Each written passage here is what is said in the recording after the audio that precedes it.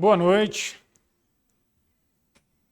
Vamos continuar conhecendo mais alguns artigos do Código Penal. Na aula passada nós falamos dos crimes contra a vida, até o artigo 128 do Código Penal, onde estão os casos de aborto autorizado pela lei.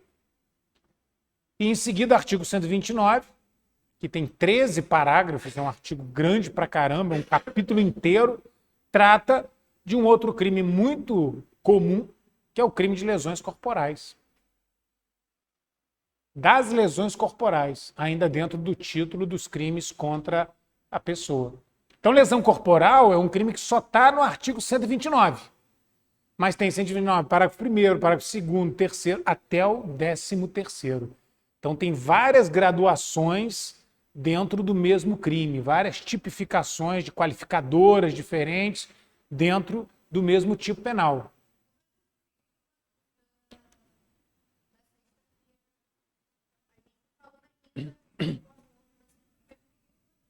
Sobre o que?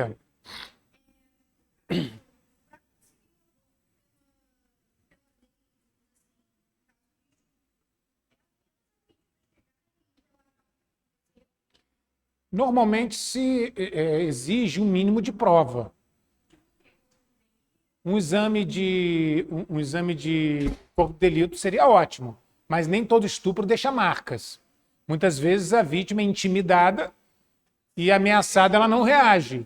E ela é estuprada numa relação sexual, com conjunção carnal, e não fica com nenhum vestígio evidente. Né? Nenhuma marca de hematoma, nenhuma marca de lesão na genitália, nada disso. Mas se houver, seria ótimo. Mas o BO é o mínimo. Tem que fazer o boletim de ocorrência. E se tiver alguma prova indiciária, uma testemunha que possa prestar depoimento e dizer que conversou com ela após o estupro, ela estava em estado de choque, uma testemunha que possa dizer que conversou com ela no dia seguinte e ela relatou tudo em detalhes, como foi, ajuda também. É porque logo depois daquela nossa aula, surgiu um caso de pedido de aborto lá no núcleo da defensoria por vítima que foi estuprada, né? E aí no dia seguinte a Larissa, defensora lá do núcleo, me ligou, exatamente, falando do caso e pedindo conselho de como que ela devia proceder, o que eu achava e tal. Eu falei com ela, olha, a minha experiência, eu já fiz pedidos nesse sentido. A minha experiência é essa, eu acho que você vai precisar disso, disso, disso. O pedido tem que ser feito na vara criminal, não na vara civil. Aí nós trocamos uma ideia e ela ia...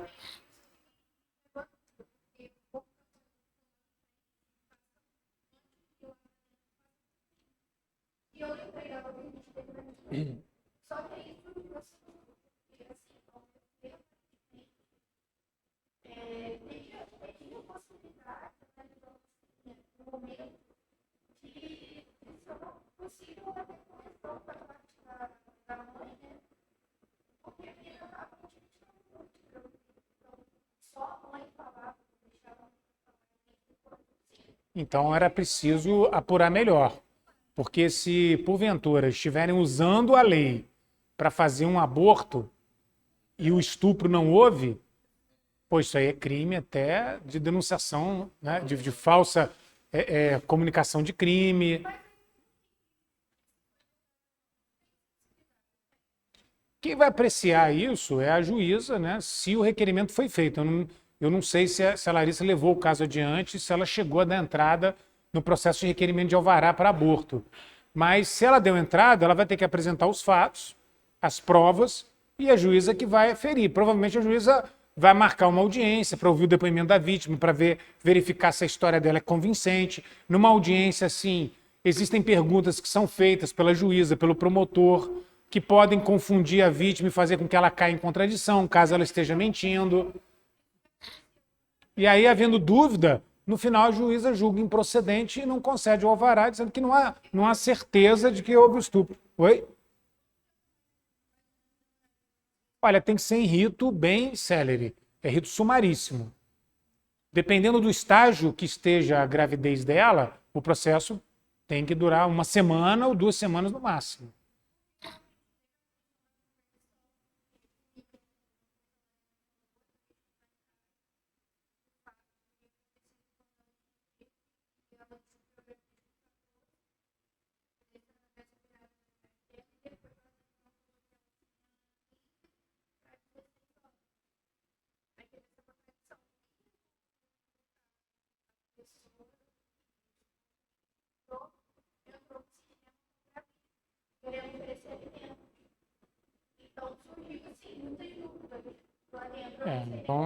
Então também é estranho mesmo, que um estuprador não entra com ação de oferecimento de alimentos.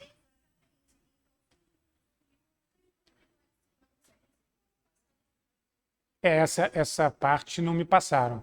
Eu só conversei com a defensora, orientando ela sobre como se deve proceder numa situação assim, né? O que ela precisa ter em mãos para fazer um requerimento.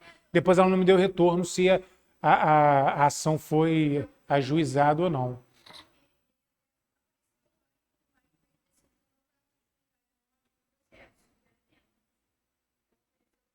Entendi.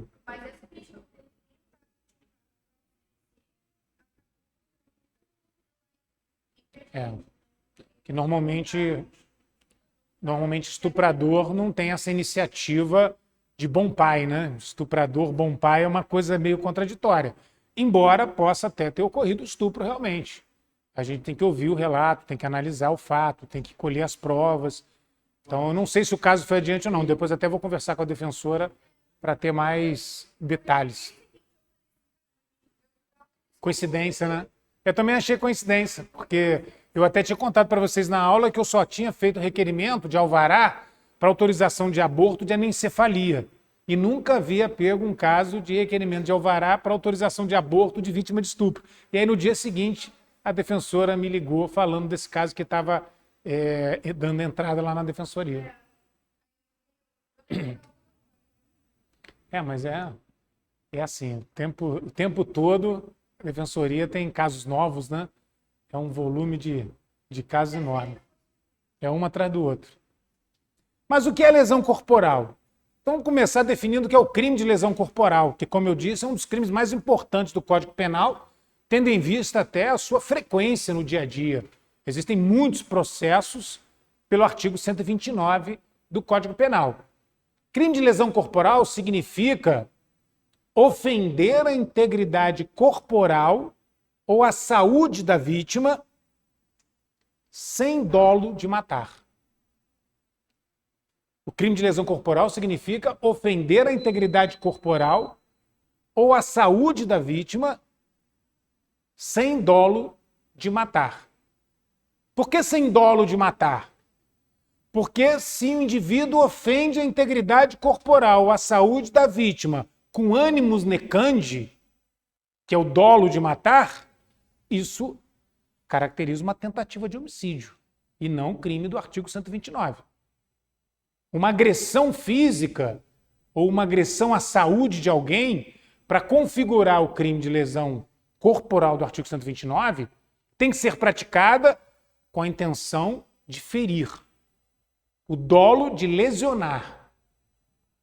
Então, é um soco num rosto, é um chute numa perna, é um soco numa costela. Agressões assim deixam claramente demonstrado o dolo de lesionar. Se eu atinjo alguém com um soco no rosto, evidentemente não tenho intenção de matar. Mas pode até acontecer. Depois nós vamos ver, inclusive, que tem o crime de lesão corporal seguido de morte. Mas não há intenção de matar numa agressão com essa característica.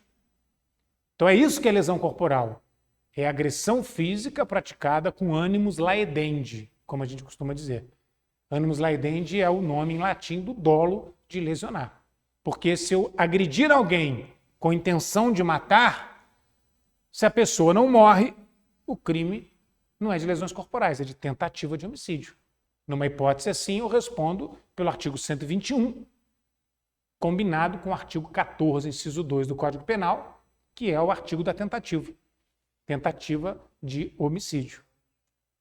Então, se um agente, querendo matar, desfere uma facada na barriga da vítima, mas ela é socorrida e a tempo, recebe o tratamento médico e sobrevive, o crime configurado não é do artigo 129. É evidente o dolo de matar. Facada numa região letal de um corpo humano. O crime será tentativa de homicídio. E o réu acusado de tentativa de homicídio vai ser condenado pelas penas do artigo 121. E não aplicamos as penas do artigo 129. Então, o artigo 129, ele só entra na tipificação do fato, na capitulação jurídica, quando demonstrado que a agressão que ofendeu a integridade corporal, a saúde da vítima, não tinha intenção de matar. Havia apenas o dolo de lesionar. Então, o crime de lesão corporal é fácil de entender. O que nós precisamos conhecer para aprofundar mais o conhecimento sobre o artigo 129? Quais são os desdobramentos dos parágrafos seguintes, até o 13º. O 129 caput, que tem pena de detenção de 3 meses a 1 ano, é a lesão corporal leve. Então, quando alguém pratica uma lesão corporal dolosa e leve sobre a vítima, o crime configurado é esse do artigo 129 caput. Quando a gente fala 129 caput, nós estamos nos referindo à cabeça do artigo, a parte principal, que tem pena de 3 meses a 1 ano. Então, se eu me envolvo numa briga com alguém e acerto um soco na face dessa pessoa e a deixo com hematoma, isso caracteriza um crime de lesão corporal leve. Ação dolosa que produz uma consequência à integridade corporal da vítima, que é considerada leve pela nossa legislação. Então, eu serei responsabilizado pelo artigo 129 e estarei sujeito às penas de 3 meses a 1 ano. Inclusive, tem um detalhe. Esse crime de lesão corporal leve é infração de menor potencial ofensivo, porque todo crime cuja pena é até 2 anos é considerada infração penal de competência do GCRIM, Juizado Especial Criminal, ou seja, infração de menor potencial ofensivo. Então, quem é autuado por lesão corporal leve na delegacia não fica preso em flagrante. Assina um termo circunstanciado, com base na Lei 9.099, é liberado e, em seguida, depois de um tempo, é chamado, por intimação, a uma audiência preliminar lá no Juizado Especial Criminal, onde será reunido junto com a vítima, com o conciliador, e será feita uma audiência de tentativa de conciliação entre as partes. Havendo conciliação, o processo se extingue. Não havendo, o processo segue para denúncia do Ministério Público e audiência de instrução e julgamento. Mas se o réu for condenado, num procedimento lá no GCRIM, ele será condenado às penas de 3 meses a 1 ano de detenção. E fatalmente condenado, a pena dele vai ser substituída por uma pena alternativa. Lesão corporal leve geralmente não acarreta como pena privativa de liberdade. Geralmente é pena restritiva de direito, que é a consequência do artigo 129. Só que no parágrafo 1º e no parágrafo 2º, eu tenho as hipóteses de lesões corporais graves e lesões corporais gravíssimas. Então, a lesão corporal leve é por exclusão. Eu sei que alguém praticou crime de lesão corporal leve conhecendo as hipóteses de lesões corporais graves, do parágrafo 1º, e conhecendo as hipóteses de lesões corporais gravíssimas, do parágrafo 2º. Porque o parágrafo 1º enumera várias consequências que, se decorrem de uma lesão corporal, fazem com que ela se torne um crime de lesão corporal grave. O parágrafo 2º enumera várias consequências que, se decorrem de uma lesão corporal, fazem com que ela se torne uma hipótese de lesão corporal gravíssima. A gente vai conhecer essas consequências rapidamente. Então, a lesão corporal leve é a contrário senso. Se o indivíduo agride alguém e o ferimento que a vítima sofre não se encaixa no parágrafo 1º nem no parágrafo 2º, ou seja, a lesão que a vítima sofreu não é considerada pelo Código Penal como lesão grave e lesão gravíssima, consequentemente é lesão leve. Tudo que não for grave e gravíssima, pelo parágrafo 1º e parágrafo 2º, é considerado lesão corporal leve. Então, o sujeito deu um soco no rosto da vítima, acertou o supercílio, abriu o supercílio e sangrou. Vazou muito sangue, molhou a roupa toda, uma coisa assim horrível. Isso é lesão corporal o quê? Leve. Por quê? Porque corte de supercílio não entra no parágrafo 1º, não é considerado pela lei lesão grave, não entra no parágrafo 2º, não é considerado pela lei lesão gravíssima, então, consequentemente, por exclusão, é uma hipótese de lesão leve e está sujeito às penas de 3 meses a 1 ano de detenção. Ainda tem outro detalhe, gente. Lesão corporal leve é um crime de ação penal pública condicionada à representação do ofendido.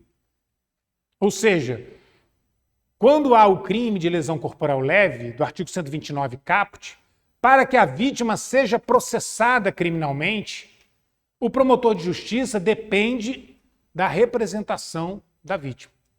Para que o criminoso, o autor da agressão, seja processado criminalmente, o promotor depende da representação da vítima. Porque é um crime de ação penal pública condicionado à representação do ofendido. Então, se eu sou vítima de um crime de lesão corporal leve, para que meu agressor seja processado, eu preciso me dirigir à delegacia e assinar o termo de representação, declarando a minha vontade de que o criminoso, o autor da agressão, seja processado criminalmente. E aí o caso, quando for para a promotoria, o promotor de justiça poderá tomar as providências legais, porque há a minha representação, eu sou a vítima, nos autos do processo. Lesão corporal grave e gravíssima é crime de ação penal pública incondicionada. Não depende da vontade da vítima para que o criminoso seja processado. Mas quando o crime é de lesão leve, o autor da agressão só é processado se a vítima representar, se a vítima declarar que deseja que ele seja processado. Se a vítima não quiser ir à delegacia, se a vítima não quiser esse aborrecimento, então nada vai acontecer criminalmente. Duas pessoas brigam na rua, o sujeito dá um soco na cara do outro, chega a polícia, vamos todos para a delegacia e a vítima fala, não, vou embora para casa, não quero saber não. Está resolvido aqui. Ele me pediu desculpas, eu aceito, não quero nem representar contra ele não. Então o policial simplesmente vai liberar todo mundo, vai embora, que não havendo desejo da vítima, num crime de ação penal pública condicionada à representação, a promotoria não pode tomar providências, nem o delegado pode fazer registro de ocorrência, instaurar inquérito, nada disso. Tá? Mas então o que são lesões corporais de natureza grave? Olha só, o parágrafo 1º diz, lesão corporal de natureza grave. A lesão corporal se torna grave pela lei penal se resulta incapacidade para as ocupações habituais por mais de 30 dias. Se a vítima é lesionada com tamanha gravidade que fica mais de 30 dias incapaz de exercer suas obrigações do dia a dia, alguém, por exemplo, que fica internado, alguém, por exemplo, que fique acamado de repouso, alguém que fique de muleta por conta das agressões, sendo por mais de 30 dias, então a lesão corporal deixa de ser leve e passa a ser lesão corporal de natureza grave, tipificada pelo artigo 129, parágrafo 1º, inciso 1. E aí a pena muda de figura. A pena da lesão leve é 3 meses a 1 ano. A pena da lesão corporal grave é de 1 a 5 anos de reclusão. Nesse caso já é possível haver prisão, haver condenação com pena privativa de liberdade, até porque é um crime que envolve uma violência mais significativa. E isso faz com que o judiciário, ao condenar o réu, seja mais rigoroso. Todas essas lesões graves, elas são constatadas por exame de corpo de delito. É preciso que tenha no processo criminal uma prova pericial, feita por um perito oficial, que é o exame de corpo de delito. O exame de corpo de delito é que vai comprovar e vai declarar se a vítima sofreu por mais de 30 dias incapacidade para o exercício das ocupações habituais. Ocupações habituais são as ocupações do dia a dia. Levantar para trabalhar, escovar seu dente, tomar seu café, almoçar, sair para se divertir com os amigos, ir para uma faculdade, ir para um curso, são ocupações do dia a dia. Se eu fico incapacitado de realizar o meu dia a dia por mais de 30 dias, por conta de ter sido agredido, meu agressor vai responder por lesão grave. Perigo de vida. Perigo de vida é, na verdade, risco de morte. Dependendo do tipo de agressão que eu sofra, pode ser que, levado ao exame de corpo de delito, o perito, analisando a minha integridade física, ateste no laudo que as agressões foram praticadas de uma forma assim assada, descreve, e geraram risco de morte para a vítima. Atestado isso no exame de corpo de delito, isso vai para o inquérito depois vai para a promotoria, e a promotoria, com base nesse exame de corpo de delito, vai processar criminalmente o agressor pelo artigo 129, parágrafo 1º, inciso 2. porque a agressão física decorreu, né? Da agressão física decorreu risco de vida, perigo de vida para a vítima. Alguém que seja agredido, por exemplo, na cabeça, dependendo da forma como foi praticada a agressão, isso pode, de acordo com a constatação pericial, causar perigo de vida para a vítima. Depois, olha, debilidade permanente de membro, sentido ou função. Debilidade permanente de membro, sentido ou função significa a redução no funcionamento de um dos membros do corpo humano, né? Um dos membros que estão ligados ao tronco. Alguém, por exemplo, que é agredido e sofre uma lesão séria no braço e fica com uma debilidade no braço, fica com o braço numa tipóia e a lesão é, por um tempo, imprevisível. A debilidade permanente significa enfraquecimento de um membro por um prazo imprevisível. Não é que a vítima perdeu o braço. O braço dela sofreu uma debilidade. Com fisioterapia, com uns meses, tratamento, ele voltará ao seu funcionamento normal. Mas é imprevisível o seu restabelecimento. Isso é que é debilidade permanente. Que a perda de um braço entra na lesão gravíssima, no parágrafo 2º. Então, aqui o que é lesão grave é debilidade permanente, ou seja, a redução na capacidade por um tempo imprevisível de membro, sentido ou função. Membro é tudo que está preso ao corpo humano, né? Ao tronco. Sentidos são os sentidos do corpo humano, né? A visão, o olfato, a audição. Alguém pode levar um soco no ouvido e perder, por tempo imprevisível, a audição do ouvido esquerdo. Vai ser submetido a tratamento, vai recuperar a audição, mas por um tempo imprevisível. E a função é alguma função orgânica, né, do organismo. Então, alguém que perca alguma das funções do organismo por um tempo imprevisível também é vítima de uma lesão corporal grave. Inciso 4, aceleração de parto. Aqui nós estamos falando de agressão física contra mulheres grávidas.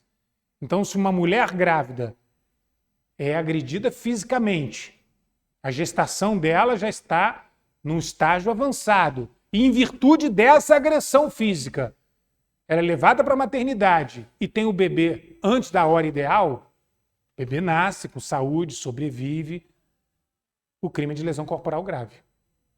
Mas tem um detalhe. Se morreu o neném, pode caracterizar crime de aborto, do artigo 125. Aborto sem o consentimento da gestante. Ou se morreu o neném, pode caracterizar também lesão corporal gravíssima. Porque nós vamos ver que lesão corporal seguida de aborto entra no parágrafo 2º, cuja pena é de 2 a 8 anos, até muito maior do que a da lesão grave, que é de 1 a 5. Então, onde que nós vamos encaixar essa hipótese de lesão corporal grave do artigo 129, parágrafo 1º, inciso 4, tendo como consequência a aceleração de parto? Naquela hipótese em que o agressor não tem o dolo de abortar, não tem a intenção de fazer com que a vítima perca o neném, a intenção dele não é essa, mas agride uma mulher grávida e faz com que ela tenha uma antecipação do parto. Então, não estou falando de alguém que vai dar chute na barriga de uma mulher grávida, porque isso aí é dolo de produzir o aborto. E aí o crime será do artigo 125, produzir o aborto sem o consentimento da gestante. Eu estou falando de alguém que se desentenda com uma mulher grávida e sem sensibilidade nenhuma dá um tabefe na cara da mulher e ela acaba caindo, fica toda ralada, sofreu lesão corporal, está com hematoma no rosto, outra lesão corporal.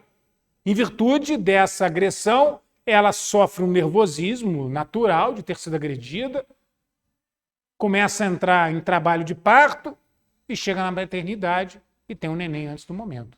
Isso seria uma lesão corporal grave. Ou seja, uma lesão corporal praticada de forma tão insensível que antecipou o parto da vítima. Então essas são as hipóteses que a lei considera como de lesão corporal grave. Aí o parágrafo 2º, ele fala das hipóteses de lesões corporais gravíssimas. Olha só, pena de 2 a 8 anos de reclusão. Esse crime da cadeia. Até porque uma condenação por lesão corporal gravíssima não permite que a pena privativa de liberdade aplicada na sentença condenatória seja substituída por pena restritiva de direito.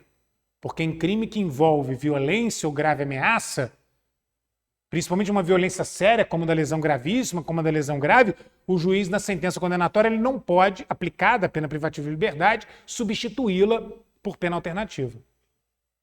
Então, eu já atuei num processo aqui em Friburgo, onde houve uma briga na Mais Um, aquela antiga boate, e um garoto deu uma garrafada na cara de um outro rapaz, que era até de Niterói. Uma briga idiota, por conta de menina. O rapaz estava dando em cima de uma menina, sendo desagradável. O amigo dela foi interferir e entrou em briga com esse jovem, né? E o sujeito pegou uma garrafa e deu na cara dele. Isso fez com que ele ficasse cego de um olho. Então caracterizou lesão corporal gravíssima. Porque entender que levou a garrafada? Olha, o nome da vítima eu não me lembro. O nome da vítima eu não me lembro. O nome do réu eu me lembro. Até porque esse foi o primeiro processo dele. Acho que ele gostou tanto do nosso trabalho que depois que ele cumpriu a pena, foi solto, ele voltou mais algumas vezes. É aquela máxima de cliente satisfeito volta, né? Ele voltou numa tentativa de homicídio. Não, tentativa não. Ele matou mesmo o cara. Matou um cara no Paissandu, aqui pertinho. E também depois ele voltou num tráfico de drogas. E aí depois que ele saiu incondicional do tráfico de drogas, ele voltou num outro homicídio. Mais grave ainda. E até hoje ele não voltou de novo por impossibilidade física, né? Porque ele está no presídio, não tem como retornar. Ele agora está cumprindo a pena desse último assassinato. Tem um rapaz até de uma família muito boa, de condição financeira boa. A mãe dele é aposentada da Petrobras, de um nível cultural ótimo, assim, fora do perfil, né? O estereótipo desse tipo de pessoa que se envolve nessa atividade, né? Sem querer ter preconceito, mas porque normalmente pessoas com mais oportunidades acabam tendo menos oportunidade de se envolver com criminalidade ligada a tráfico de drogas, né? Mas então, agora ele está... Oi? Mas é a vocação, né? Quando a pessoa tem vocação profissional, ninguém segura.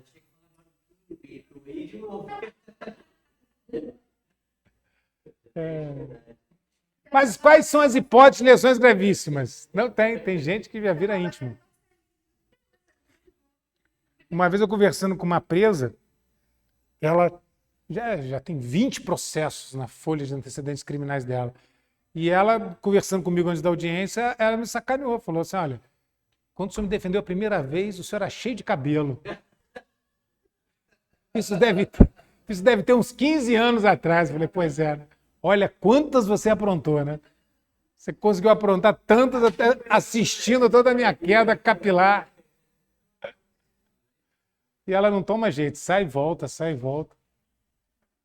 Incapacidade permanente para o trabalho. Olha só, primeira hipótese, lesões gravíssimas. Alguém que é agredido seriamente e não tem mais capacidade para trabalhar, fica incapaz para qualquer atividade laboral. Não é incapaz de exercer a sua profissão, não. Nós não estamos falando assim de um pianista que tem os dedos quebrados e não pode mais tocar piano, não. Estou dizendo de alguém que é agredido de tal forma que fica mesmo inválido e licenciado por invalidez, não tem condições de exercer emprego nenhum. Enfermidade incurável, olha só. Alguém que sofra uma agressão física que deixe com uma doença sem cura. Pode, mas ser uma hipótese de transmissão de vírus da AIDS, né? Alguém que dolosamente, sabendo que está com vírus, se relaciona com a vítima para transferir para ela essa doença incurável. Antigamente, até antes da cura da AIDS, né? Porque hoje tem controle. Eu até li uma matéria outro dia falando na cura, que já tem pessoas que estão conseguindo se livrar do vírus, mas ainda são hipóteses raras e ainda estão sendo desenvolvidos mais estudos.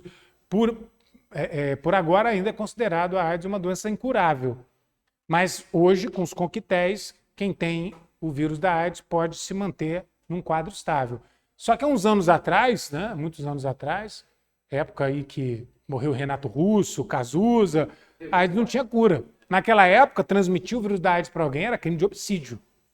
Se dolosamente alguém, sabendo que tinha o vírus, mantinha relação sexual para transmitir o vírus para a vítima, era assassinato. Hoje é lesão corporal gravíssima, porque isso significa praticar uma ofensa à saúde da vítima, a deixando com uma doença incurável. Artigo 129, parágrafo 2º, inciso 2. Se há esse dolo, é lesão gravíssima. Inciso 3. Perda ou inutilização de membro, sentido ou função. Olha só. Debilidade de membro ou sentido ou função é lesão grave, parágrafo 1º. Mas se a vítima perde um membro, alguém é agredido e perde uma perna, precisa amputar a perna. Alguém é agredido e perde uma mão. Quando acontece, às vezes, no tráfico de drogas, que corta a mão de um rapaz que está furtando na região, isso é lesão corporal gravíssima, né? É ofensa à integridade corporal com perda de membro. Ou perda de algum dos sentidos, alguém que é agredido e fica surdo, mas perde mesmo a audição. Alguém que é agredido e fica cego, como esse exemplo que eu dei da briga na +1. Esse exemplo foi de lesão corporal gravíssima. O garoto foi condenado a 4 anos de reclusão e cumpriu pena preso. Cumpriu pena preso porque ele caracterizou o artigo 129, parágrafo 2º, inciso 3. A agressão física praticada por ele gerou perda de um dos sentidos da vítima, a perda da visão do olho esquerdo. Então, caracterizou lesão gravíssima. E a quarta hipótese, deformidade permanente. Deformidade permanente é aquela lesão corporal que deixa na vítima uma deformidade vexatória num local visível e permanente. Quebra de dente, cicatriz no rosto, uma agressão por ácido que deixe a face da vítima manchada, são exemplos de deformidade permanente. Eu atuei num processo uma vez de uma mulher que foi agredida com capacete e perdeu toda a arcada dentária. Quebraram os dentes dela. Foi uma situação de briga até entre amigos. Porque essa mulher, ela confidenciou para a esposa de um casal de amigos que tomou conhecimento que o marido dela, que disse que estava viajando a trabalho, que era sacoleiro, na verdade, num sábado, que ele disse que estava viajando, ele estava no country, numa festa com uma loura. Contou para a esposa do cara. E o sujeito chegou em casa, a esposa com ódio, botou ele para fora, xingou ele de tudo, pediu o divórcio. E ele, sabendo que era mentira, e realmente era mentira, perdeu a cabeça, foi de moto até a casa da ex-amiga, né? Porque eles eram todos amigos. E aí perguntou a ela, por que você fez uma coisa dessa? Você sabe que isso é mentira? Nunca fui no country nessa festa, eu estava realmente viajando a trabalho. E aí você acredita que a menina contou para ele? Falei, olha, eu estava conversando com sua mulher, e sua mulher me disse que um dia você falou para ela que só não me pegou porque não quis. E aí, então, de raiva, eu sacanei você mesmo. Como é a sua coisa que eu nunca quis ficar assim. O sujeito estava com um capacete na mão, perdeu a cabeça, jogou o capacete, pegou na cara dela. Ela tombou para trás, desmaiada, e quebrou quase que a arcada dentária dela toda. Ele fugiu. Caracterizou lesão corporal gravíssima, né? Que gerou uma deformidade permanente. Gerou uma deformidade permanente. Ela fez plástica, ela reconstruiu a arcada, mas a jurisprudência diz o seguinte, se a deformidade permanente é restabelecida pela tecnologia da medicina, isso não descaracteriza o crime. Então, no dia da audiência, ela estava com a arcada dela intacta, toda artificial, reconstruída, mas intacta. E mesmo assim ele foi condenado pelo crime de lesão corporal gravíssima. A gente até usou essa história de fundo para conseguir diminuição de pena para ele, porque ele queria negar o crime. E eu disse, não adianta negar, porque é evidente que você praticou a agressão. Tá? Isso aí tem o depoimento da vítima, não tem por que ela mentir, tem testemunhas que viram vocês discutindo. Então, o ideal é você confessar, porque você vai confessar, você vai ter direito à circunstância atenuante da confissão, que é a confissão é uma atenuante de pena. Nós vamos alegar que você agiu sob violenta emoção, logo em seguida uma injusta provocação da vítima, isso é uma causa de diminuição de pena, pelo artigo 129, parágrafo 4º. Você vai ter direito a essa diminuição de pena. E sua condenação, ela vai ficar em 2 anos. E com isso, como você é primário de bons antecedentes, você vai ter direito a que a sua pena privativa de liberdade seja suspensa pelo sursi. e você vai cumprir sursi. Sursi é uma forma de cumprimento de pena em liberdade, com base no artigo 77 do Código Penal. Quando o réu é condenado até 2 anos, se ele é primário, de bons antecedentes, ele tem direito a sursi. E o sursi permite que ele fique cumprindo a pena através de algumas condições que são impostas pela justiça durante um prazo. Então, durante um prazo, que em geral é de 2 a 4 anos, ele fica assinando no fórum, tem que comunicar mudança de endereço, pedir autorização para viajar. De vez em quando o juiz coloca um horário de recolhimento para casa, que ele não pode ficar frequentando bares e boates. Mas aí, se ele cumpre o prazo do sursi, termina de cumprir a pena em liberdade. Então eu falei com ele, o foco não é a sua absolvição, você não tem como ser absolvido, você errou mesmo, perdeu a razão. Ela errou primeiro, mas depois você perdeu a razão. Então o crime está configurado. Vamos trabalhar na atenuação da pena. Confessa e vamos contar a história que levou você a perder a cabeça. Porque você agiu sob domínio de violenta emoção, logo em seguida uma injusta provocação da vítima. Isso é causa de diminuição de pena pelo parágrafo 4º do artigo 129. Aí ele pegou a pena mínima. Ele pegou a pena, até abaixo da pena mínima, acho que ele pegou 1 ano e 8 meses e ganhou o sursi e cumpriu a pena em liberdade. Mas ele cometeu lesão gravíssima, porque ele gerou uma deformidade permanente nela. Né? Quem queria perguntar?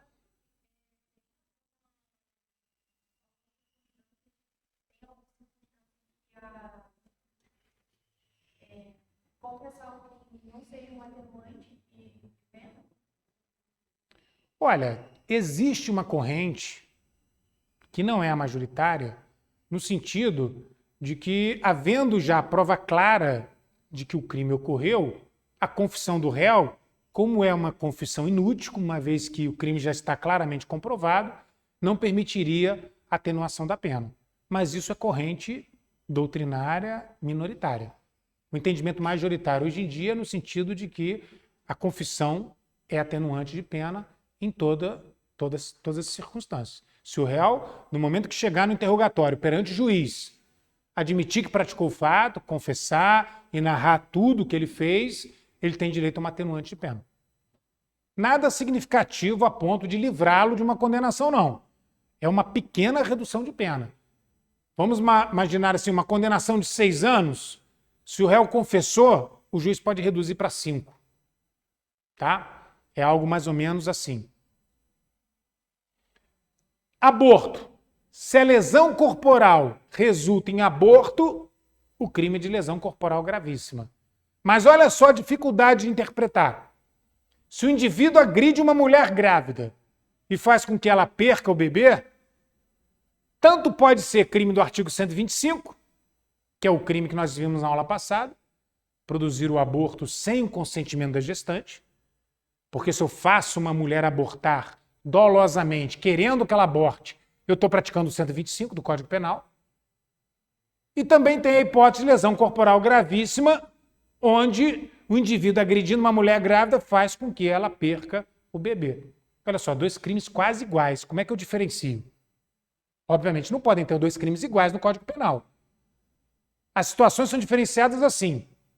Se o indivíduo agredir fisicamente uma mulher grávida com visível dolo de abortar, de fazer com que ela perca o bebê, aí o crime será do artigo 125, que é o crime de produzir aborto sem o consentimento da gestante.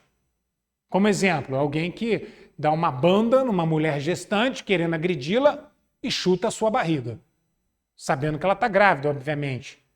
Qual é o dolo dele? Visivelmente fazer com que ela perca o bebê. Então, se ela perder o bebê, o crime será do artigo 125.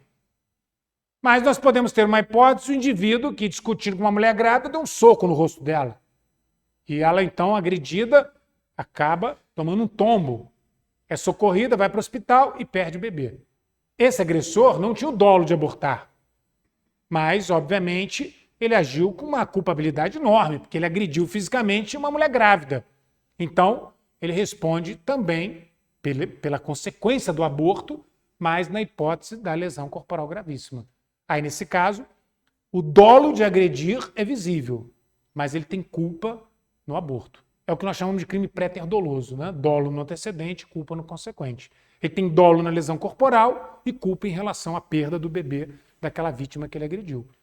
Então, nesse caso, o crime do artigo 129, parágrafo 2º, inciso 5. Lesão corporal gravíssima, porque resultou em aborto. A pena será de 2 a 8 anos.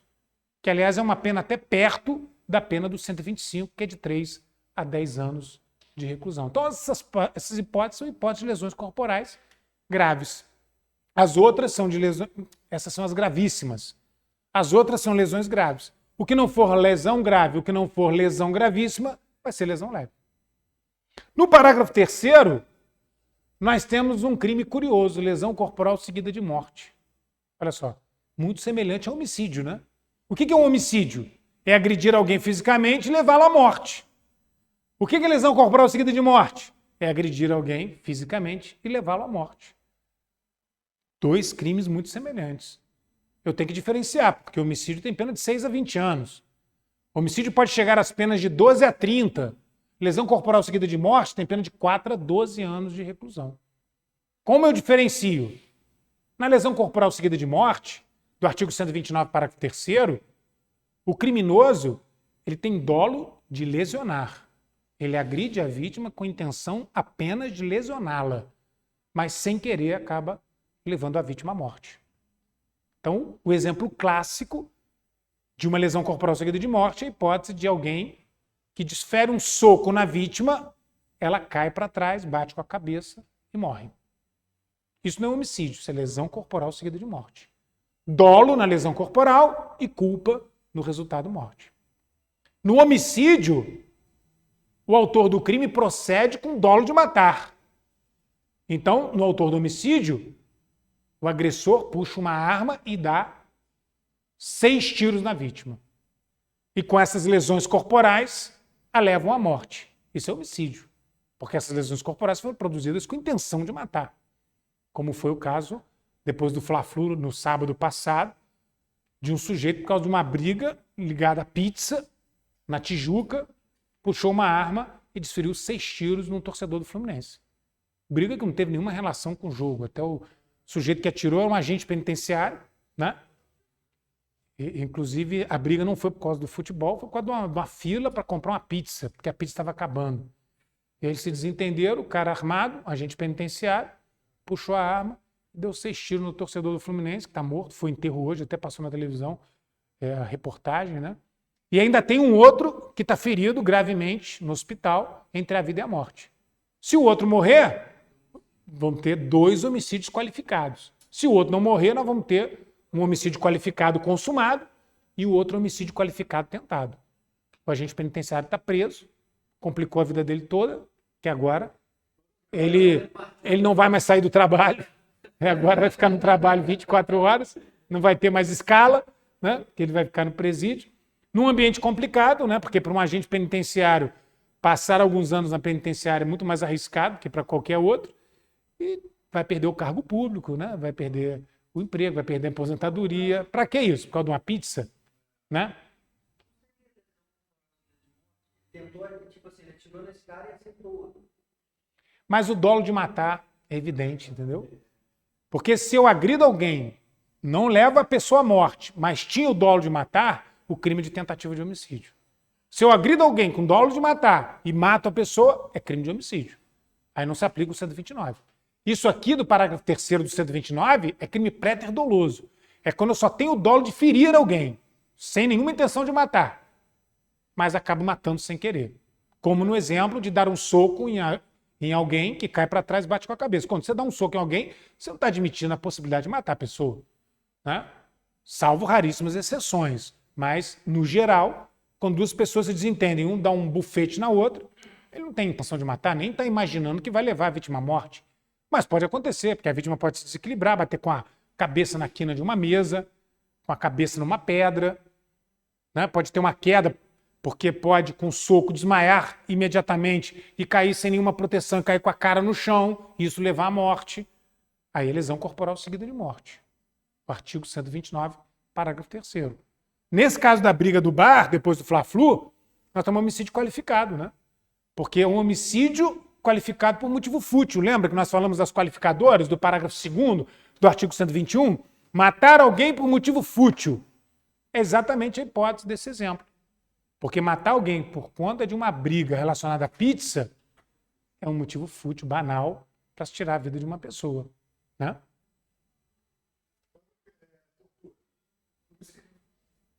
Olha, a tortura, nós até falamos na aula passada também, ela pode ser empregada como meio de execução de um homicídio.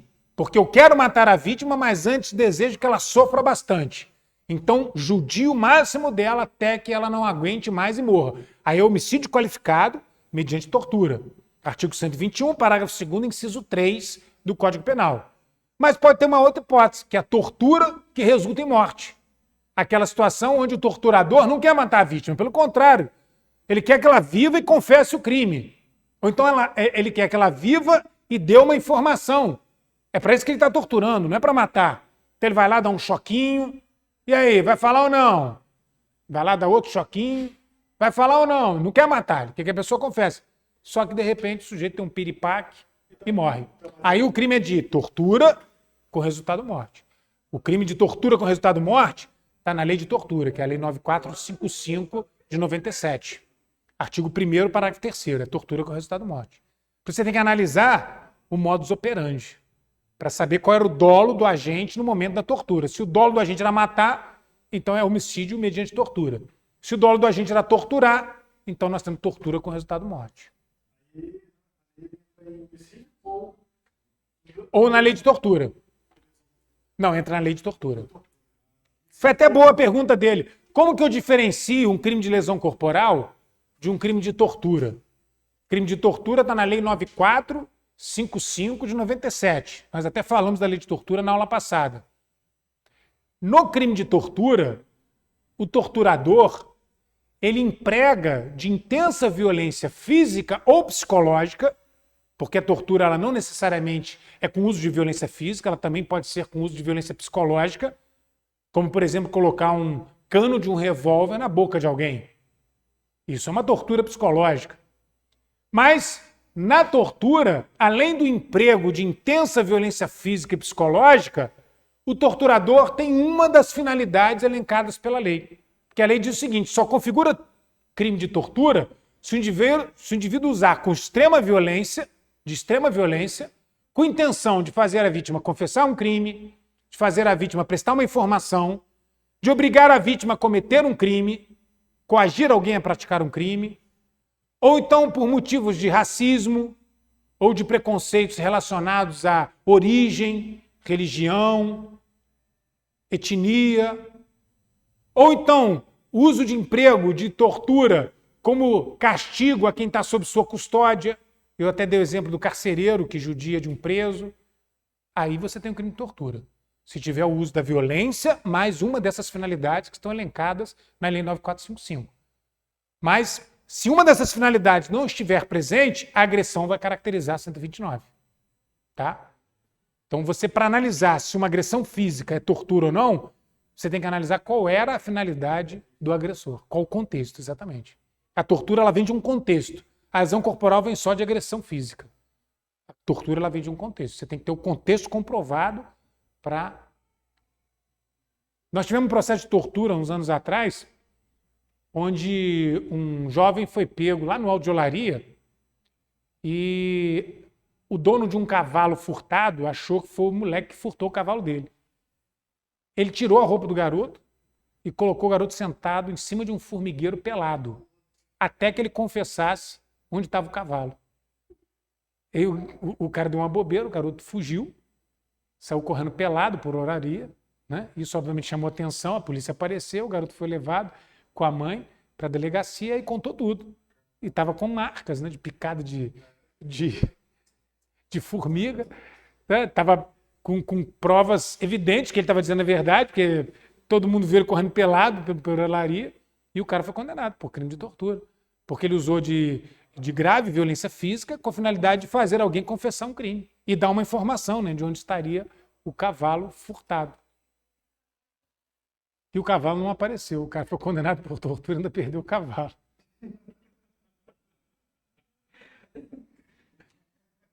Olha, no parágrafo 6º...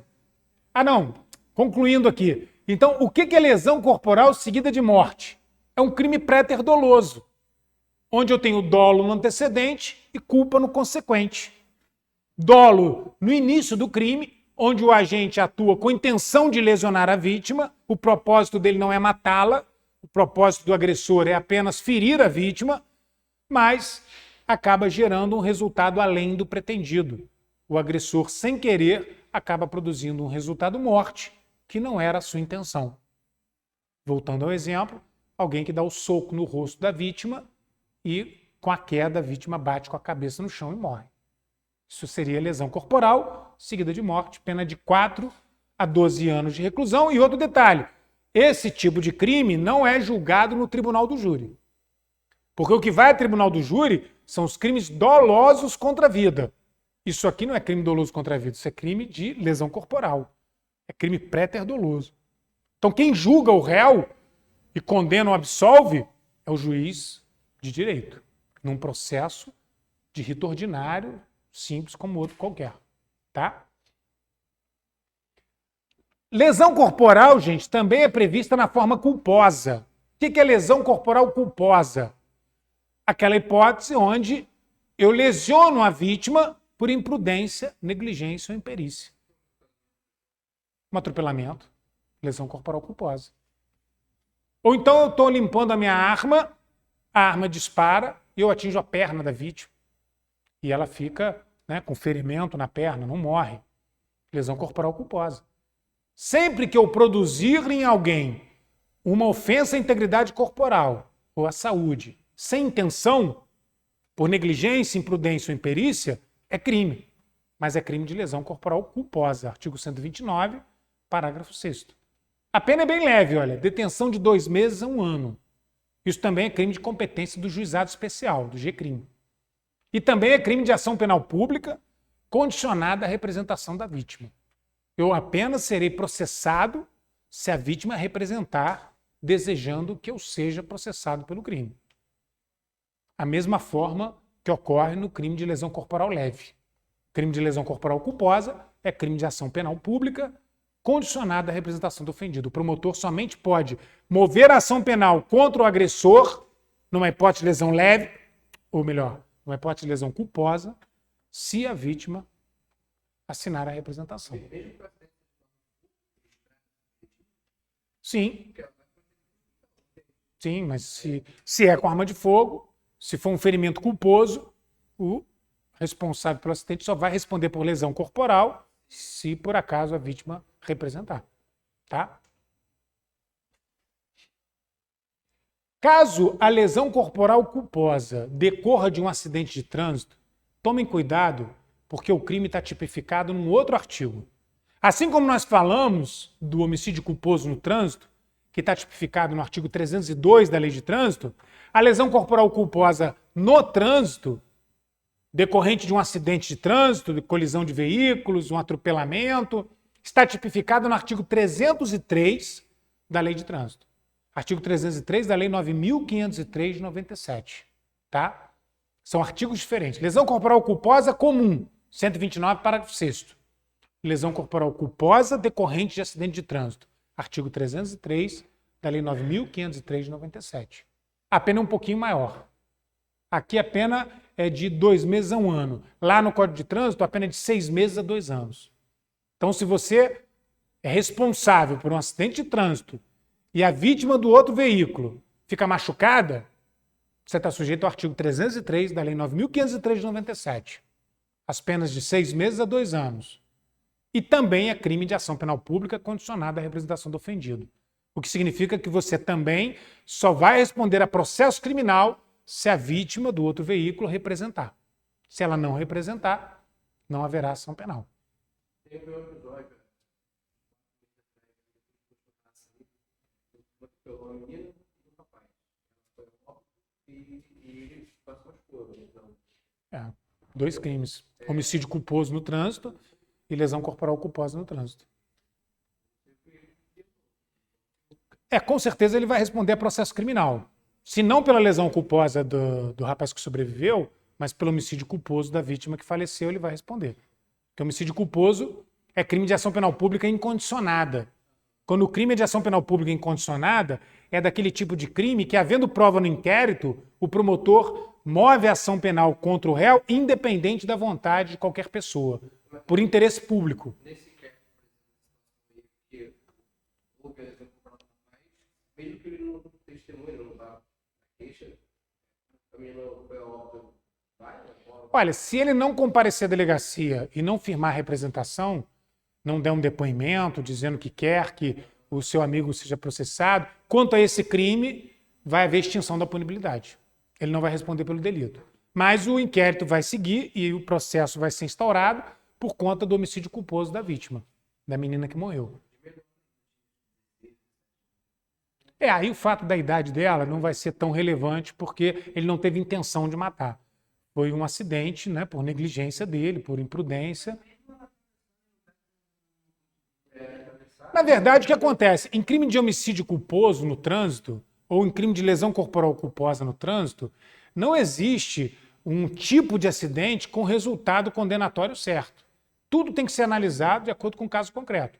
Então, o que vai acontecer? Ele vai ser processado criminalmente, acusado de homicídio culposo, ele vai ser citado para se defender e vai ter oportunidade de apresentar a sua versão. Depois vão ser ouvidas testemunhas, é possível que tenham testemunhas arroladas que assistiram ao acidente, vai haver, de repente, um depoimento de um policial que fez a ocorrência, que vai narrar o que ele assistiu ali na cena, é possível que tenha uma perícia que for feita no local, né, um auto de exame de local, e aí, depois de toda a análise das provas, o juiz vai decidir se houve ou não houve imprudência do motorista. Se ficar ao final do processo comprovado que a vítima morreu em razão de um atropelamento, mas que não houve negligência nem imprudência do motorista, e que sim, foi culpa exclusiva da vítima, o réu é absolvido. Quantas vezes eu já defendi réus acusados de homicídio culposo que ao final foram absolvidos, porque ao final do processo ficou demonstrado que ele não procedeu com nenhum tipo de falta de cautela, não teve nenhuma negligência, que foi uma fatalidade imprevisível, pode acontecer, nem tudo na vida é previsível, ou também tiveram hipóteses em que a vítima é que era culpada do acidente. Culpa exclusiva da vítima, como nós costumamos dizer no direito. Se o acidente é culpa exclusiva da vítima, de acordo com as provas do processo, o réu tem que ser absolvido, certo? Então, lesão corporal culposa no trânsito, artigo 303 da Lei 9.503 de 97. O que tem de mais importante no 129 agora é o parágrafo 9º, o parágrafo 12º e o parágrafo 13º. O parágrafo 9º, gente, fala de violência doméstica. Quando a lesão corporal é praticada no ambiente familiar. Uma coisa é você dar um soco no seu vizinho, outra coisa é você dar um soco no teu pai. O soco no vizinho é artigo 129 caput do Código Penal. Pena de 3 meses a 1 ano. Agora, o soco no seu pai é muito mais grave, tem que ser punido com mais seriedade. É artigo 129, parágrafo 9º, violência doméstica. Essa violência doméstica do parágrafo 9º aqui não tem a ver necessariamente com Lei Maria da Penha. É qualquer espécie de lesão corporal produzida dentro do ambiente doméstico. Um irmão que vem agredir outro irmão, uma irmã que vem agredir um irmão, um rapaz que vem agredir seu pai, né? Ou então que agrida um irmão de criação, qualquer pessoa que viva no mesmo ambiente doméstico, familiar, se houver agressão com lesão corporal, caracteriza o 129, parágrafo 9º. E a pena é um pouco mais alta, olha, 3 meses a 3 anos. Então, o parágrafo 9º diz o seguinte, olha, se a lesão for praticada contra ascendente, que é pai, né, avô, descendente, irmão, cônjuge, companheiro, ou com quem tenha convivido, né, pessoas que tenham algum tipo de convivência, como namorados, noivos, etc., ou ainda prevalecendo os agentes das relações domésticas, pessoas que moram juntas, mesmo que não sejam no mesmo sangue, né? Ou também de hospitalidade, alguém que está hospedado na casa do agressor. Quer dizer, tem uma pessoa hospedada na casa dele e ainda agride a pessoa. Tudo isso entra na lesão corporal do artigo 129, parágrafo 9º. Isso que é fora de educação, né? Hospeda alguém na sua casa e dá um soco na cara da pessoa que está comendo demais.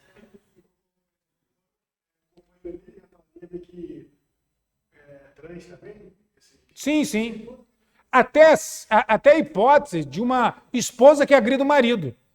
Uma esposa que agride o seu marido. Isso não é hipótese de Lei Maria da Penha, porque a Lei Maria da Penha foi feita para a proteção da mulher. Mas é a hipótese de violência doméstica. Vai ser tipificado como artigo 129, parágrafo 9º. Essa mulher vai estar sujeita às penas de 3 meses a 3 anos. Por quê? Porque agrediu seu companheiro, agrediu seu cônjuge. Então, esse parágrafo 9º aqui não tem sexo feminino necessariamente na vítima. A vítima não precisa ser mulher.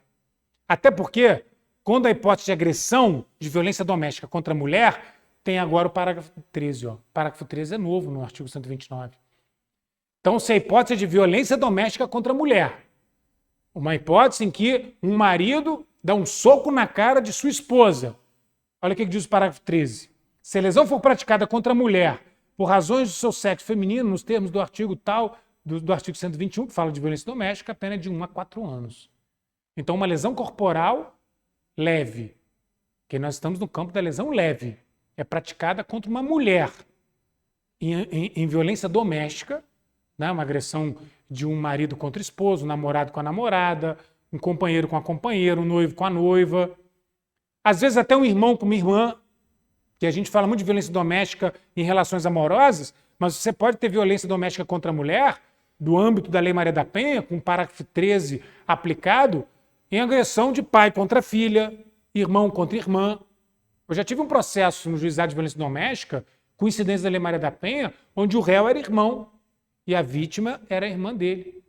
Eles já estavam mais velhos, mas moravam todos juntos com a mãe e tiveram um desentendimento, acho que por conta de dinheiro, divisão de alguma coisa lá, que a senhora já era bem idosa. E o irmão partiu para cima da irmã, embulachou ela, como se estivesse ainda na infância, naquelas briguinhas de criança, né, que um puxa o cabelo do outro. Embolachou a irmã. E aí ela foi lá na delegacia da mulher e ele respondeu lá pela Lei Maria da Penha, no juizado de violência doméstica, né, crime do artigo 129, parágrafo 13. Ó. Se a lesão for praticada contra a mulher em situação de violência doméstica ou por desprezo à condição feminina, o agressor responde pelo parágrafo 13. E o parágrafo 12? O parágrafo 12 tem uma lesão corporal específica contra agente de segurança pública. Lembra que nós vimos o homicídio praticado contra agentes de segurança, que é uma qualificadora do artigo 121, parágrafo 2º? O mesmo ocorre na lesão corporal. Se alguém agride um profissional da área de segurança pública, um policial militar, um policial civil, um policial rodoviário federal, um policial federal, um promotor, um juiz, um delegado, em razão da sua condição de autoridade, por esse motivo, o crime é do artigo 129, parágrafo 12. Ou até algum desses parentes dessas pessoas, né? O sujeito agride um filho de um delegado, por conta do fato do pai dele ser delegado. Artigo 129, parágrafo 12. Porque agora existe essa norma para proteção das autoridades ligadas à área de segurança, tendo em vista o número enorme de violências, né, que esses profissionais sofrem no dia a dia. Então, olha lá. A pena é aumentada de 1 a 2/3, quando a vítima é uma autoridade da área de segurança ou um parente e a agressão é relacionada a esse motivo. Aumenta a pena da lesão corporal quando ela tem essa motivação. Então, essas são as hipóteses destacadas no artigo 129 ligadas ao crime de lesão corporal.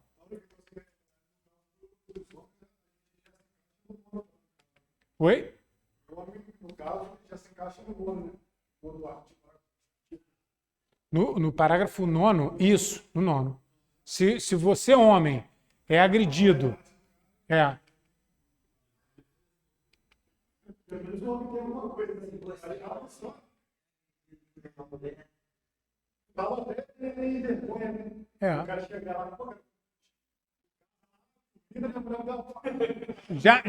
atuei como defensor em vários processos criminais de violência doméstica contra a mulher.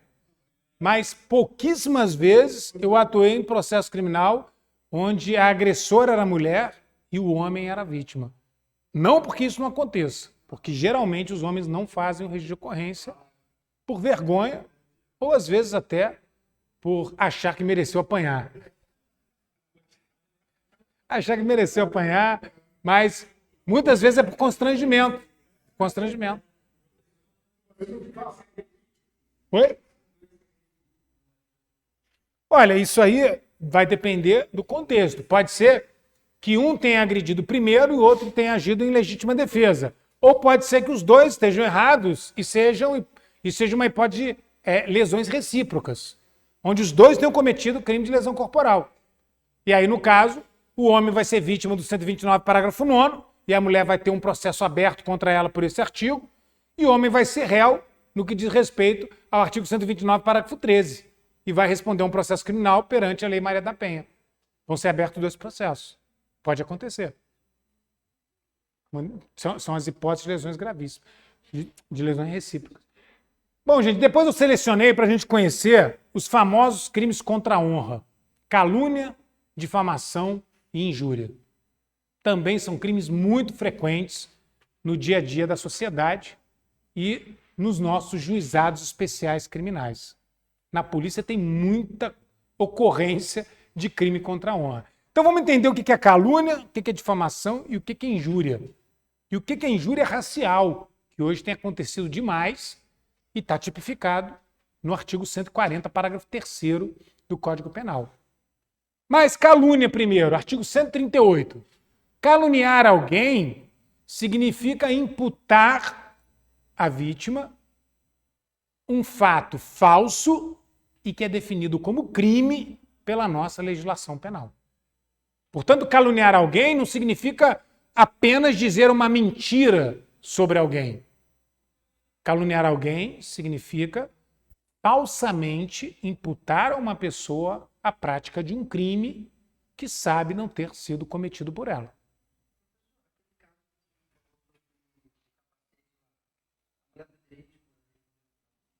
Não calúnia porque imputar ao marido ter traído a mulher não é imputar um crime.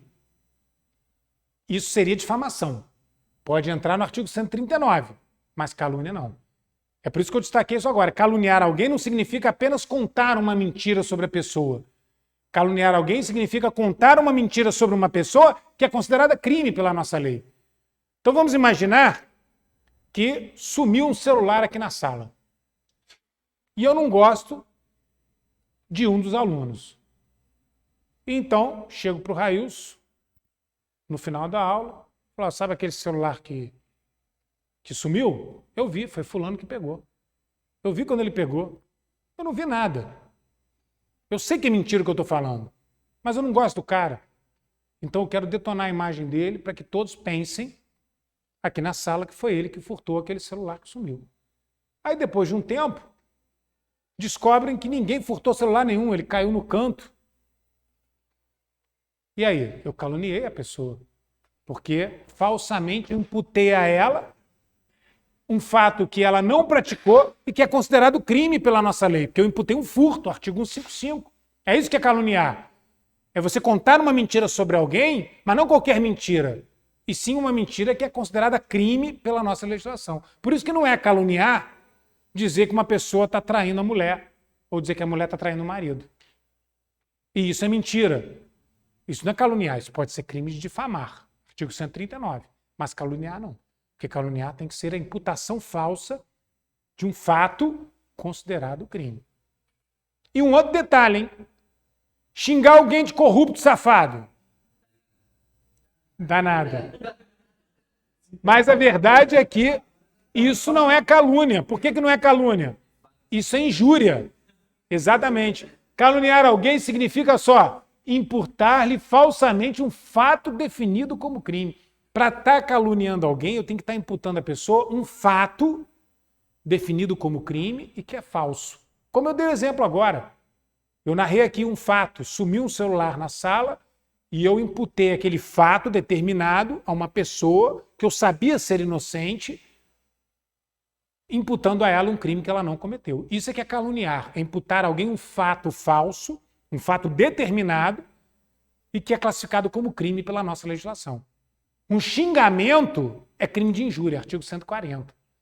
Então chamar alguém de ladrão safado, injúria. Corrupto, injúria. Essas imputações, né, elas não são classificadas como calúnia. Caluniar significa imputar um fato. E até caluniar morto é crime, hein? Por isso que todo mundo fala bem de morto. É que o parágrafo segundo, é punível a calúnia contra os mortos. Não é porque um sujeito está morto, você pode falar tudo que quiser sobre ele, não. Ah, ele está morto, não tem como negar. Se imputar um fato falso, calunioso, contra um morto, isso também configura crime. Óbvio que aí quem vai ter que tomar a iniciativa para que o criminoso seja processado é a família do morto, né? Que se o morto tomar a providência, não precisa nem de processo penal, que ele vai perseguir eternamente o seu caluniador. Mas ninguém calunia morto porque tem medo de ter o pé puxado à noite, né? Isso eu nunca vi na prática. E o 139, difamação. Difamar alguém imputando-lhe fato ofensivo à reputação. Outro dia teve no Congresso, né? Um deputado, o pessoal ficava chamando ele de chupetinha, né? Parece um circo, né? Aquilo... Olha só, o que eles estavam querendo dizer ali? Que o indivíduo, né, fazia sexo oral com outras pessoas. Né? Aquele chupetinho ali não estava se referindo a bebezinho, infantilzinho, não. Todo mundo sabe qual é a história de fundo que tem dentro dessa hipótese, e aqueles deputados que estavam brincando, entre aspas, com o outro deputado, estavam difamando ele, né? Ah, mas pode ser que seja verdade, porque tem um vídeo que vazou onde ele está fazendo sexo oral num outro homem. Aí que vem um detalhe. Difamação se caracteriza mesmo se o fato for verdadeiro. Porque tem algumas situações da vida alheia que não são da tua conta. E não cabe a você ficar espalhando. E se o faz, está cometendo crime de difamação. Então vamos imaginar que você descubra que a moradora do 302, né, é uma mulher de vida sexual muito animada, digamos assim. A sociedade é machista. Nós sabemos que um fato assim, espalhado, deteriora a imagem da vítima dentro dessa sociedade machista que nós temos. Então, eu sei que é verdade. Até porque eu vejo todo dia, eu estou interessado na vida dela, então não dá mole para mim. Né? Normalmente é por esse motivo. E aí o cara vê e começa a contar para todo mundo, na reunião de condomínio. Ih, fulano não veio porque deve estar, né, com alguém. Hoje deve ser dia do barbudo. Né? E aí vai, conta para ela, conta sobre a vida dela para todo mundo no condomínio. E é acusado de difamação, porque isso chega no ouvido dela. E ela processa ele por crime de difamação. Ele tem direito a provar no processo que ele falou a verdade? Ela sai mesmo com um cada dia, que ela se envolve em orgia, ela vai para casa de swing. Não, isso é problema da vida dela. Se ela tem essa vida, é opção dela. E mesmo que seja verídico, constitui crime de difamação. Então, difamar alguém significa imputar a alguém um fato ofensivo à sua honra, independente de ser verdade ou ser mentira. Se você sabe de algo difamatório da vida de alguém, algo que ofenda a reputação da pessoa, o ideal é você ficar quieto. Né? Ou então comentar com algum amigo muito íntimo, que você sabe que não vai vazar para ninguém, para não te complicar. Porque se você ficar falando para todo mundo, chegando no ouvido da pessoa que está falando isso, ela pode te processar, mesmo que você esteja dizendo a verdade. Né? Tem que haver a prova de que o réu realmente fez a difamação. E hoje tem muita difamação através de WhatsApp, Facebook. Na defensoria a gente pega muito, gente. Na defensoria muita gente que é vítima de difamação, que é vítima de calúnia, vítima de injúria, leva pra gente lá o print do Facebook, do Instagram, do WhatsApp. Olha só as mensagens que ela me mandou. E o sujeito manda do celular dele uma mensagem para outra, sua vagabunda, vadia, piranha. Isso é prova documental. É tiro certo. Né? Você faz a ação, porque são crimes de ação penal privada, né? Os crimes contra a honra sendo crimes de ação penal privada, a ação penal é movida pelo próprio ofendido. Trata o advogado e processa o autor do crime, de calúnia, difamação, injúria. Então, em muitas hipóteses, a pessoa não tem recursos financeiros, ela procura a defensoria para nós entrarmos com ação penal contra o autor da ofensa. É uma das poucas hipóteses onde a defensoria acaba funcionando como acusação. Geralmente nós atuamos em defesa, mas nos crimes de ação penal privada, aqueles crimes onde a ação penal depende da iniciativa do ofendido, como são os crimes contra a honra, calúnia, difamação e injúria, muitas vezes no ativo o representante do autor da ação, que é a vítima, é a defensoria pública. Então, em muitos processos eu atuei como acusação de calúnia, difamação, injúria. E tem muita hipótese de crime contra a honra praticado através de redes sociais, onde fica clara a prova do delito. Olha, a pena da calúnia é 6 meses a 2 anos. A da difamação é 3 meses a 1 ano. Geralmente, quando gera condenação, as penas são penas alternativas. O juiz pode converter em serviço comunitário, pode converter em multa também, mas tem condenação. Se não houver algum tipo de conciliação entre as partes,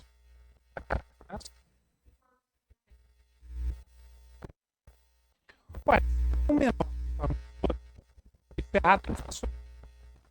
fato pode ser levado, né, ao Ministério Público, à delegacia e gerar um processo de representação contra o menor que vai transcorrer na vara de infância.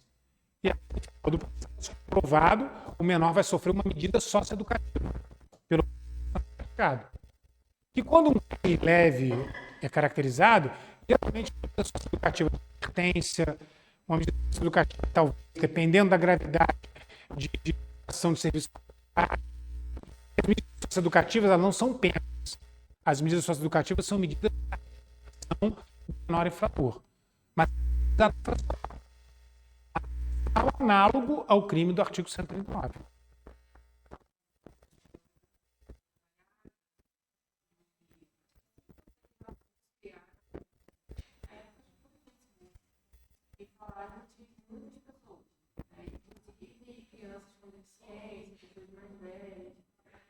Difamação.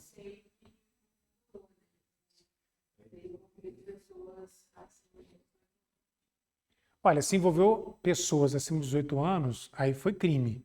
Mas se os garotos do colégio eram adolescentes, provavelmente esse fato foi encaminhado para a vara de infância e eles responderam a um processo de representação e sofreram alguma medida socioeducativa, que não deve ter sido internação.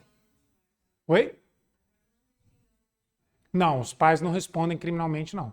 Os pais podem até ser processados civilmente, porque quando o seu filho menor causa um dano a alguém, você pode ser processado a ressarcir esse dano. Você é responsável pelos danos causados pelos atos ilícitos dos seus filhos, civilmente. Criminalmente, não. Você não responde pelos atos praticados por seu filho. Seu filho menor pratica um ato análogo a um crime, ele praticou um ato infracional. E por esse ato infracional, ele responde perante a vara de infância e sofre uma medida socioeducativa, tudo com base no Estatuto da Criança e do Adolescente. Tá? Oi. Esse lance da injúria, existe também a injúria racial. Exatamente. Ó. Injúria. Injuriar alguém ofendendo-lhe a dignidade ou decoro. Na verdade, o que é injúria? É xingamento. Injuriar alguém significa ofender alguém em sua dignidade, ou seja, humilhar a pessoa, ou em seu decoro, né, na sua honra. Então, a ofensa da injúria, ela não precisa ser necessariamente um xingamento, não. Pode ser ofensa através de palavras, escritos ou gestos. Existem gestos bem simbólicos que deixam claro uma ofensa. Né? Existem palavras que podem ser ditas que são ofensivas. E através de escritos também, como eu disse, muitas vezes por WhatsApp, né? Uma pessoa xinga a outra de vagabunda, vadia e piranha. Curiosamente, quando a mulher, né, é ofendida, ela é ofendida com esses termos. O machismo social é tão grande que o primeiro xingamento que vem na boca de um ofensor contra uma mulher é piranha. Piranha, vagabunda e vadia. É clássico. E o mais curioso ainda, quando uma mulher xinga outra mulher, geralmente é vadia, vagabunda e piranha. Um dia eu analisando, falei, gente, mas toda vez que é caso de injúria de mulher contra mulher, é vadia, vagabunda, piranha, vaca. Isso é xingamento machista e de mulher para mulher. O que mostra uma coisa curiosa, se você for fazer uma análise social, a mulher também é machista, né? Muitas mulheres também são machistas. Porque xingar uma mulher de piranha, isso é um xingamento machista. Porque nunca você vai chamar um homem de piranha. O cara vai falar, eu sou mesmo, pego geral, né? Ele nem vai se sentir ofendido, né? Porque dentro do machismo, o pegador é o gostosão da parada. E a mulher não, a mulher que fica com vários é a piranha. A sociedade ainda vê isso como algo, né? Como algo que deteriora a reputação.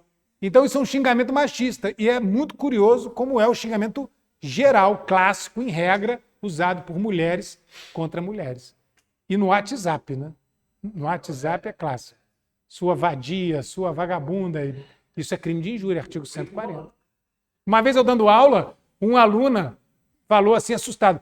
Gente, mas então quer dizer que não pode xingar ninguém? Eu falei, é óbvio, né? Professor, mas que isso? Você não pode... Na cabeça dela, ela xingava todo mundo e isso era um direito dela. Eu tenho o direito de xingar. Já pensou assim? É porque isso é algo tão corriqueiro, né? Que tem pessoas que acham que ela tem o direito de xingar, né? Se o sujeito é idiota, ela tem o direito de chamar ele de idiota.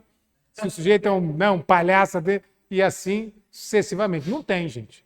E não adianta querer provar a verdade, não. Você xingar alguém de babaca, processado, não adianta. Ah, não, mas eu vou provar que ele é um babaca. Não existe isso. Mesmo que você prove que ele é um babaca e que o juiz concorde com você, realmente, ele é um babaca. Mas você está condenado porque isso é crime. É o que o senhor falou, cometer crime não vai ser descoberto, xingado. Exatamente. Cometer crimes, todos nós cometemos. Ser descoberto é outra história. Não quer dizer que o crime não aconteceu, apenas que não chegou ao conhecimento das autoridades, né? Se você tomou seu chopinho, olhou no WhatsApp, não tem lei seca e foi para casa, lamento, você é um criminoso, mas apenas não foi descoberto pela polícia. Então, se nós somarmos aí todas as penas de todos os crimes que nós cometemos e que a polícia não descobre, talvez dê uma perpétua para cada um ao longo da vida. Né? É por isso que não pode ter preconceito contra criminoso, gente. Né? Porque todos somos criminosos. Então, graças a Deus, não respondemos à ação penal, mas responder um processo criminal é algo que pode acontecer com qualquer um. É por isso que nós temos que respeitar as garantias processuais, porque um dia nós podemos precisar dela. Presunção de inocência, né? Aquelas coisas que dizem que é o direito dos humanos, um dia a gente pode precisar dos direitos humanos, então não é bom ser contra, não, porque ser réu num processo criminal é para qualquer um, tá? E aonde que entra a injúria racial? Aqui no parágrafo 3º, ó. Aqui que é a história que se repete costumeiramente de xingamentos racistas. Artigo 140, parágrafo 3º. Se a injúria consiste na utilização de elementos referentes à religião, à condição de pessoa idosa ou com deficiência, reclusão de 1 a 3 anos. Então, eu queria que ele de 1 a 3 anos de multa. A multa é dinheiro? É, a multa é dinheiro. Multa é Vai dinheiro. para a União. Oi? Vai para a União. Vai para mim. Acho que é o juiz que... Ah, bom, você tem que pagar 1.000. Como que é? Não, a verdade é que a multa ela é fixada de acordo com o artigo 49 do Código Penal. O artigo 49 ele tem uma forma de cálculo em que o juiz calcula a multa com base numa unidade chamada dias-multa. Então, o juiz ele pode fixar numa condenação a pena de multa de 1 a 360 dias-multa. Depende da condição financeira do réu, da gravidade do crime que ele cometeu. E aí, depois que ele fixa a quantidade de dias-multa, ele vai ter que fixar quanto vale cada dia-multa, para poder fazer o cálculo matemático. E aí ele pode fixar de 1/3 do salário mínimo até 5 vezes o salário mínimo cada dia-multa. Então, se um juiz entende, de acordo com a situação financeira do réu, em fixar a pena de multa em 10 dias-multa, a razão de 1 salário mínimo cada dia-multa significa, pela multiplicação, que o réu foi condenado a 10 salários mínimos. Tá? A multa é calculada com base no artigo 49. Então, a injúria racial é crime, né? Do artigo 140, parágrafo 3º, hipótese em que o indivíduo ofende a vítima com expressões preconceituosas. E muitas vezes as expressões preconceituosas não estão ligadas apenas à cor de pele, não. Uma ofensa relacionada a preconceito contra idoso é artigo 140, parágrafo 3º. Então, chamar alguém de velho esclerosado é injúria qualificada. Tem pena de 1 a 3 anos. Ou até o xingamento pode ter relação com a origem da pessoa. Chamar alguém de Paraíba é injúria qualificada. Né? Seu Paraíba de safado é origem paraibano, a ofensa está denegrindo, né? Tá se referindo de forma ofensiva à origem dele, então isso é uma injúria qualificada. Injúria relacionada a preconceito de religião, xingar alguém de macumbeiro, exatamente. Isso é uma injúria qualificada.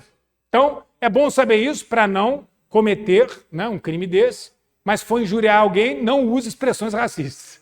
Se for xingar alguém, perdeu a cabeça, fica no clássico, faz o xingamento básico, porque se o indivíduo parte para xingamentos racistas, então já era.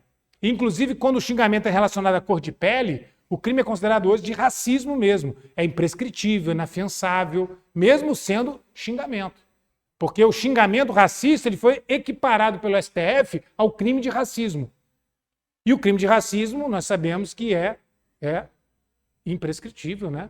E o crime de racismo também é inafiançável. Quem é preso por racismo só ganha liberdade se for autorizado pelo juiz, que não tem o direito de pagar fiança e responder ao processo solto.